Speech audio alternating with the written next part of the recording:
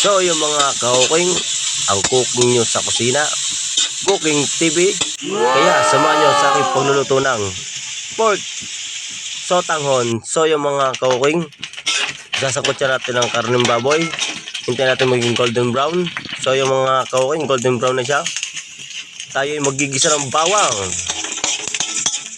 Halo-halo natin mga kahuking TV. Pagkatapos natin mahalo, lalagyan natin ng konting sabaw lang. At pagkatapos natin malagay ng sabaw, lalagyan na natin ng paminta. So yung mga kakuking, ganito lang magluto ng sotanghon. So yun, lalagyan natin ng ginisang mix. Pagkatapos lalagyan natin ng konting asin. Isunod natin ng pork nor. Wow!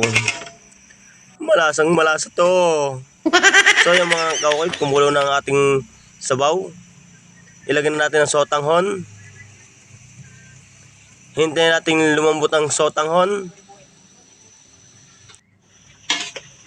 So yung mga kakuking, halo-haloy lang muna natin ang sotanghon.